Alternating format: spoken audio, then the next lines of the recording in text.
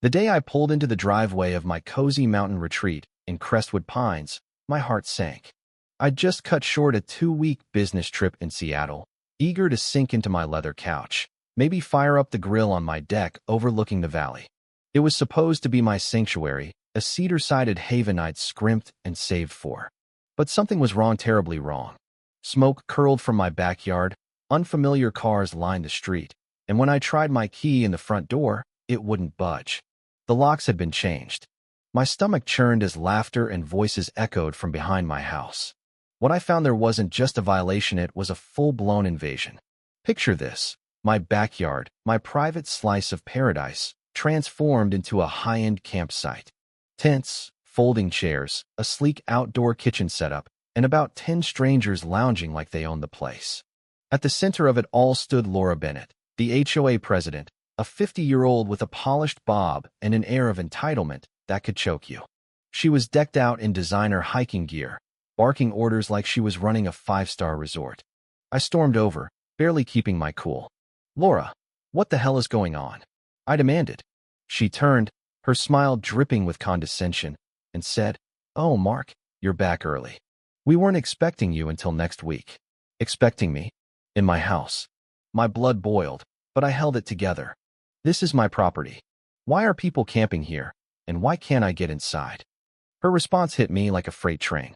Per the new HOA emergency housing policy, passed last week, we can use vacant homes for community needs during a housing crisis. Housing crisis? In Crestwood Pines, where half the homes sat empty as vacation retreats. I was dumbfounded. "You changed my locks?" I pressed.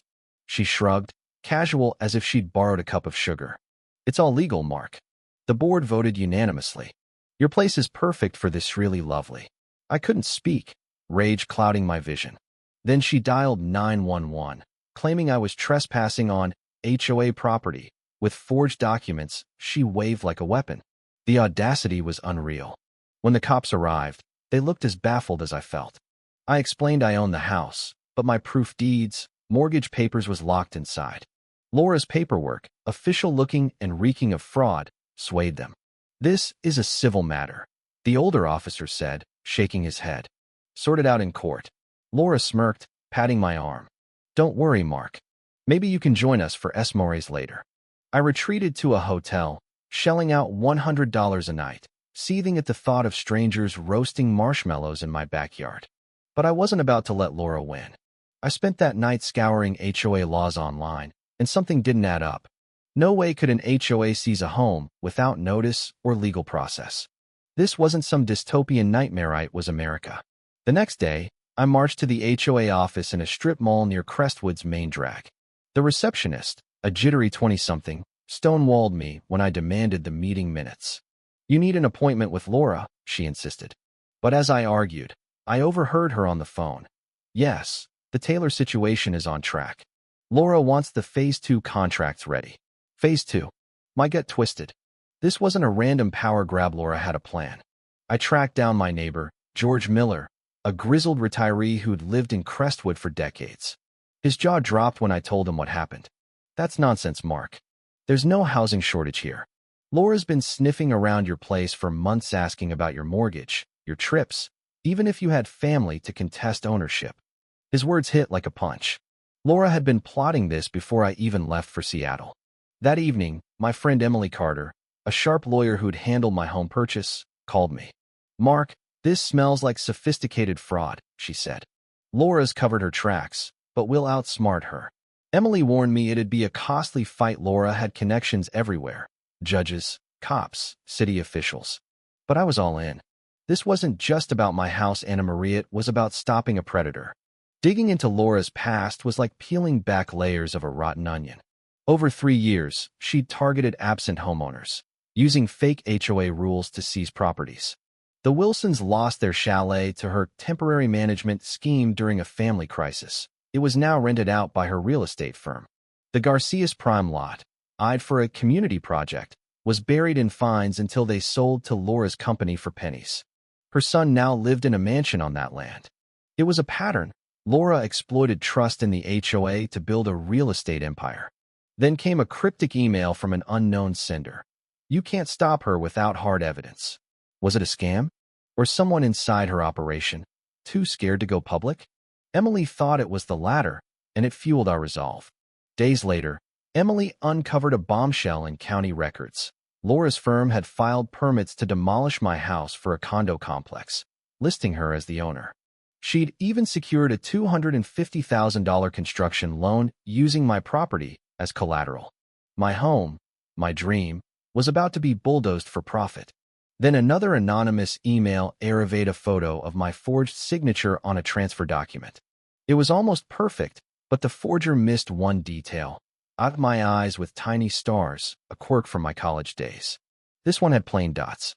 Someone knew me well enough to point it out. Who? We met with Detective Harris from the sheriff's office, laying out the fake permits, forged signatures, and loan fraud. He was skeptical Laura had a spotless record as HOA president but promised to investigate. Meanwhile, I staked out my house. Contractors were there, measuring my yard, blueprints spread out for the condos. One looked uneasy, arguing with Laura before storming off. That night, a call from an unknown number changed everything. "Mark, this is Tom Reed, a contractor. The permits list Laura as the owner, but records show you. Something's off." Tom agreed to meet, bringing documents that exposed Laura's scheme, emails plotting my removal, financial projections, a timeline for the takeover. She was targeting 3 other properties, too, in a real estate Ponzi scheme. Confronting Laura at her office was a gamble, but I was done playing nice. I tossed Tom's documents on her desk. "I know everything, Laura. The permits, the loans, the forgeries." Her mask slipped for a second fear, but she recovered, calling the sheriff to report me for threats. As she dialed, her voice dripped venom. "You're out of your league, Mark. My friends in high places will bury you." The cops arrived, but Emily was ready, presenting our evidence. They left without arresting anyone, but Laura's parting shot chilled me. "Accidents happen, Mark. Pipes burst, fires start. And your friend Tom? Construction sites are dangerous." She was threatening my home and Tom's life. That night, Tom's phone went to voicemail. His office was shuttered. Had Laura gotten to him? Then another anonymous email. "Check the community center cameras, last Monday, 2:30 p.m. The next morning, a flash drive appeared under my car with footage of Laura meeting county officials, including a shady figure from the DA's office. A bugged phone call caught her discussing making the Taylor problem disappear and blackmailing officials. Emily was ecstatic. "This is organized crime, bribery, extortion, fraud." Detective Harris called with more. Laura had stolen 15 properties worth $4 million across 4 communities. Tom was in hiding, receiving death threats, but would testify with protection.